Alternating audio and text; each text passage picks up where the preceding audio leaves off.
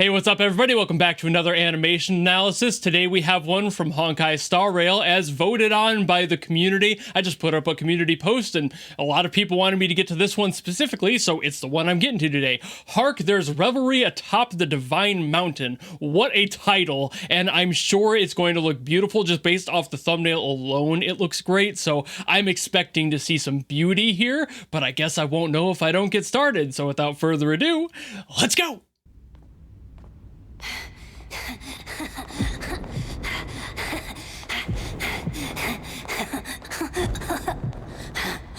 What's bro laughing about?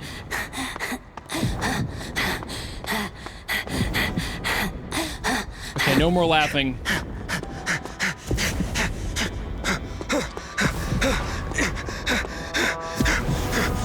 Imagine watching this blind so far.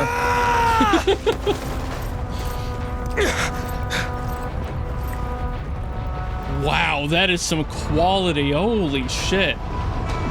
Sorry, just that one shot alone, the shading? Hello? Are you ready? Oh, I'm in for something good. I brought you destruction! Alright, bro, chill.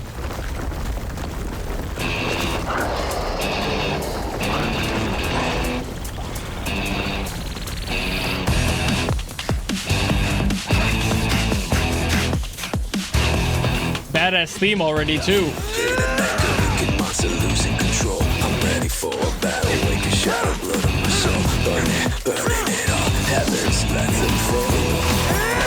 Ooh. Great choreography. Perfect color balance with the red and the blue. I've got no arguments so far.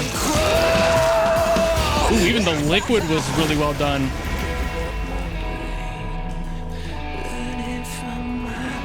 Yeah, bro's crazy. But at least he looks good doing it, right? Ooh.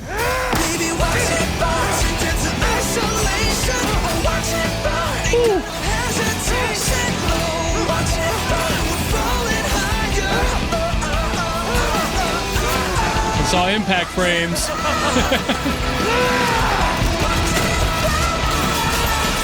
Whoa.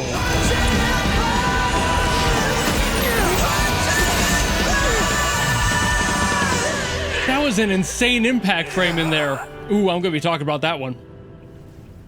God, the detail on this has been insane. Just putting this much effort into the shading on a 2D project. Damn.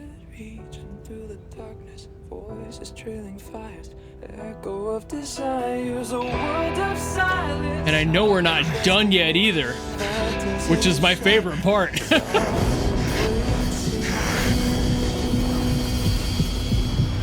I love the painted flames.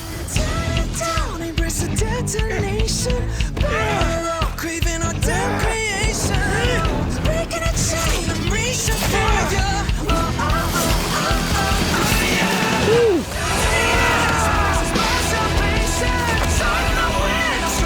Great time for a halftime in the song, too. Ooh. The detail on the face there. Holy hell.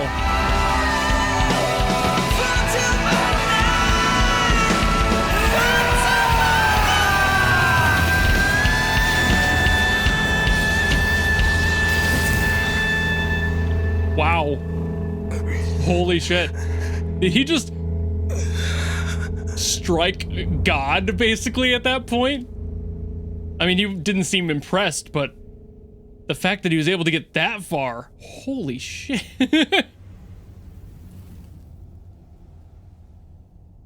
All that and for what looking ass? Wow. This was so much in so little time.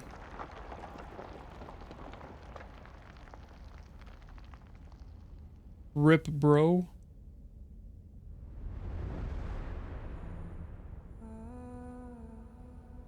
My wish? My wish is to fulfill everyone else's wishes. And I love it when studios put a bunch of... I can't fulfill them. great people on an animation team. Then send them on to tomorrow. And they give things a proper budget to pay those people and get the best possible work. Oh yeah. Okay.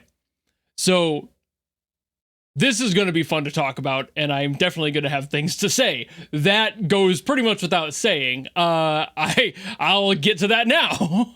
So I'm starting with something kind of small here, but it has a lot of impact on the visual clarity of the sequence. The way they shaded the character here as the flame comes in and fades out is super immersive. There's a full bloom immediately, including hard light edges, but as the light fades, the overall character is faded from the bottom up, mirroring the light source from the flame. They also lower the opacity of the hard light edge slower than the rest to feather out the intensity and allowing a more dramatic silhouette. But on to the fight. I gotta talk about this fight. There is some seriously impressive choreography going on here, as well as some breathtaking detail on the close-up shots. This angle of him running up with the camera at a slight tilt is a gorgeous cut especially. From the well-matched angle of his approach to unsheathing his sword to a full close-up with these clever uses of blur to help sell the speed. These blurs are probably actually being used as a way to trick the viewer's eyes too. There aren't as many drawings as they need for each frame here, so it looks like to save some time they're simply adding a blur and rescaling every other frame,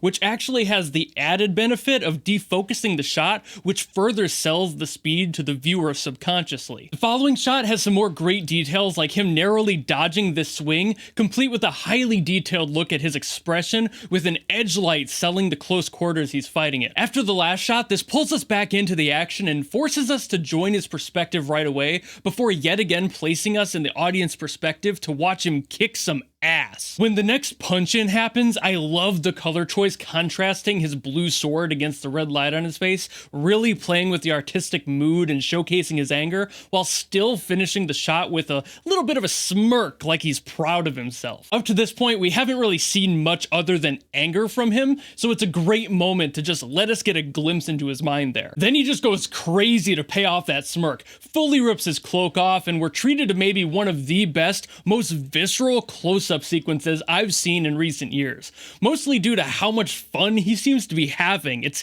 kind of disturbing, honestly. Now, I've seen some great action in my time, but what makes this one stand out is his expression. There is nothing more unsettling than a hero enjoying the hunt. But this is a payoff too, as I assume he's been through this countless times, and this is his way of laughing in the face of the enemy. There's some seriously impressive detail on the liquid in here. I don't know if I should call it blood given the color, and I don't know what these creatures are, but the shading on this liquid is seriously impressive. Far too much time went into those droplets, and after saving time in ways like I mentioned earlier, I gotta wonder who on the team was like, hold my 12-pack of Red Bull in order to finish this sequence. But this next shot though is total fucking Kino. This is Devilman Crybaby levels of impressive visuals. Striking, imposing, a little insane, and entirely satisfying. Bro has lost it completely, and I can't even blame him if it feels that good. Like, what an amazing composition for every single shot in this section. This next sequence is probably my favorite though, if only because it's rare to see close quarters combat,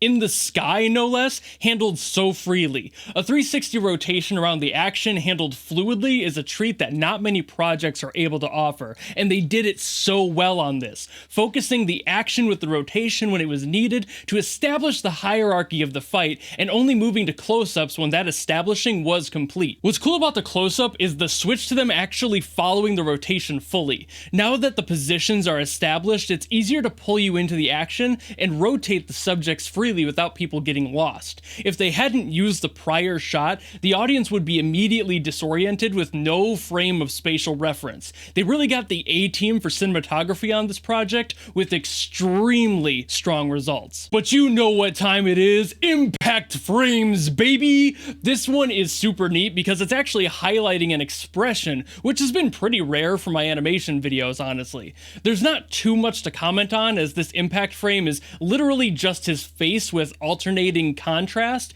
but I wanted to flip through it anyway so you can all appreciate the effect that it has on a shot. Also, bonus points to this one as he chugs some of that animator's Red Bull and just grows some wings. I love that this transition also makes way for the purple and yellow to be used in the palette. Up to this point, we've only had white, blue, and red, but any character change visually opens the door for that to be affected. Purple being the mix of his prior palette is a nice detail to that, to be honest. We weren't done with impact frames, by the way. There's another one in here, but I only want to talk about this one when the Guardian slices our hero's arm off. Using the detail of the liquid we saw before, they add in a quick frame of the arm separating before they even make it obvious what was cut. Now that is how you use an impact frame. Having it in the same direction as the slice and everything, a perfect setup and brilliant foreshadowing. His expression afterward is brilliant too. You can see the confusion, frustration, and eventual release of tension all in one fell swoop. I adore it when they pay this close of attention to expressions, and shots like this are exactly why. Emotional clarity. And here's why I mentioned my assumption earlier about him having done this countless times. He seems to be laying in a field of the same person, most of them missing a limb or two. Like these are all his past lives laying there, defeated every single time. I might be reading a little too far into this or reading it wrong entirely, but that's what it looks like, and I like the theory, so I'll stick to it, to be honest. Unlike before though, he's got a little bit more in the tank this time. And as a side note, how much of a badass do you have to be to cut your own wing off? Like, good lord, this dude has balls like a neutron star. This next sequence is an absolute candy store in the visuals department as well.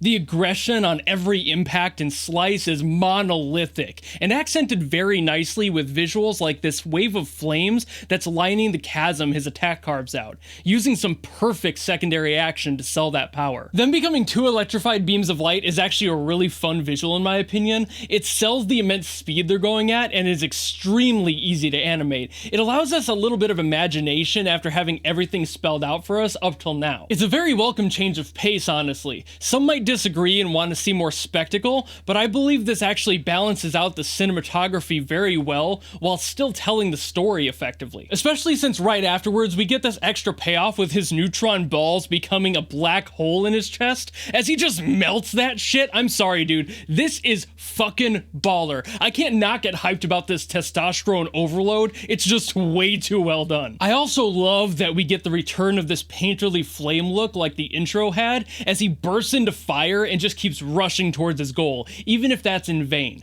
It's a great visual callback that ties everything together, just like his fall and start back from square one. This dude straight up fought through an army of demons, he bested a cosmic entity that he pile drove through a planet, and then he scratched the face of a god. Like, I don't care if he didn't win in the end, that's a man who doesn't know the meaning of failure. Perseverance fears this dude, and from what we saw at the end, I'm sure he's not done yet. And that's pretty much it. Now, I do want to say I'm not actually a huge fan of this video, but I'm putting it out anyway. I feel like I could have done more educational stuff than I ended up doing. It basically ended up feeling like I was doing a walkthrough of the story of the video more than talking about actual animation techniques in it, which is more my goal for these. So I'm going to be working to fix that going forward. I think what happened was that I just straight up got lazy with it. Like, I was a little bit late to starting the script. I pushed it off day after day. I didn't quite get to it as early as I should have. And then by the time I recorded the secondary section of it,